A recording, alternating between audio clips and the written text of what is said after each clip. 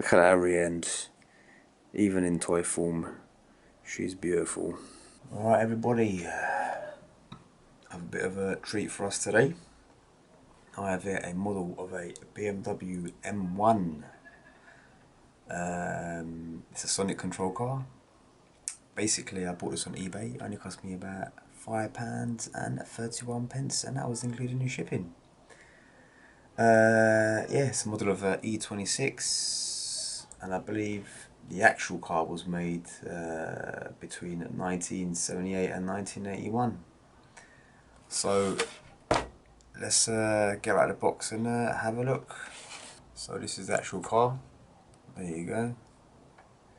It is a lovely looking little model. The seller told me that it was from the 1970s. I mean, seeing as the car was made in 1978 to 1981, that is totally possible.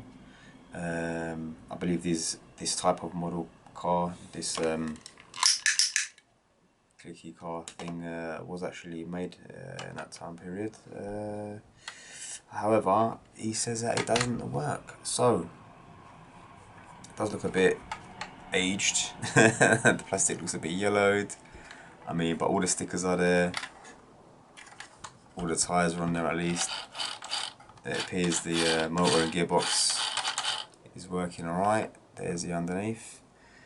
Yeah, so the way this thing works is this clicky thing, or you can even clap or whatever. There's a microphone on here, and basically I believe when you turn it on, so I've had a look on YouTube a little bit, so when you turn it on the wheels constantly spin, and then when it is a click it goes into reverse, and when it's another click it goes back into forward, and then back into reverse, and then back into forward. There is no steering on this thing, alright? The way it steers is when it's going forwards it pushes this wheel back, so it doesn't actually ride on these wheels, it only rides on this wheel, so it's a bit of a trike really. So when it's being propelled forwards, this wheel gets pushed back and it goes in a straight line, and then when you're going back it pulls this wheel to the front and it puts it on a slight angle, so it sort of curls around when it goes backwards. I'll show you a bit of a closer look at that wheel.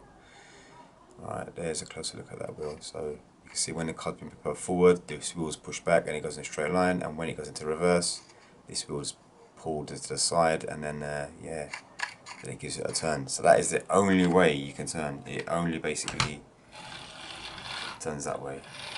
Forward goes forward, and when you go like that, it turns back. When you go forward, it goes forward. Very, very basic thing. I'm sure it entertained children for 20 minutes or so back in the day. But yeah, let's have a quick look around this thing. So the controller looks like it's in perfectly working order. We'll put that to the side for now. Yeah, so let's have a look what's going on in here. Well, straight away you can see we've got some corrosion there. That's something, that's an easy fix. I believe it's just those two there. Yep, all the rest look alright. It's just a bit of corrosion here. We can easily fix that. So I guess we better just open her up. Alright, there's only 4 screws holding this little guy together. Let's get those undone. Check out the 1980s, possibly late 1970s technology in here. But you know what, to be honest with you, if this was made in 2004, I wouldn't be surprised. But let's have a look. Let's try and get these screws out. I would like to put it back together. Come on, come on. There we go, all 4 screws. Put those to the side of the case.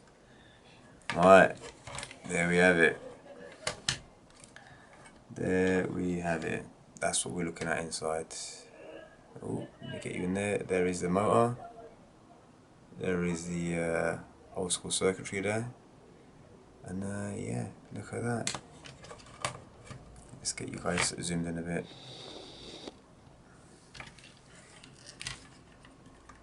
So this is what we're looking at. I mean, the circuit looks alright to me from here. We might just need to clean up those contacts, and we'll probably be into a winner. You know what I mean? Looks pretty good here. I mean, the gears do look a bit dirty. I could probably do with a clean, but what we're going to do now is we're just going to try and clean those battery connectors and just chuck some batteries in and see if it won't work. Just like that. Right, I've got a little bit of isopropyl alcohol. Let's see if we can't clear some of this off.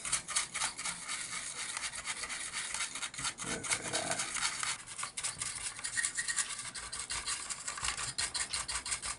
Remember guys, always take out your batteries, even modern ones. This can happen to anyone or anything. I think that is clean enough. We've got all that gunk out of there. What we'll do now is we shall get some batteries in this lovely lady and see if she runs. Right, I have here 4 fresh batteries, charged fresh this morning, fresh off the charger. Let's get this, yeah, the little nub in here is broken. And we'll actually say made in Korea here, so it's not made in China, it is actually made in Korea. Alright, before we turn it on, one more funny thing about this thing. Here's the packaging, yeah? Let's zoom back a little bit. Right, here's the packaging. We've got here BMW M1, BMW logo, what you would expect. But then let me bring your attention down here.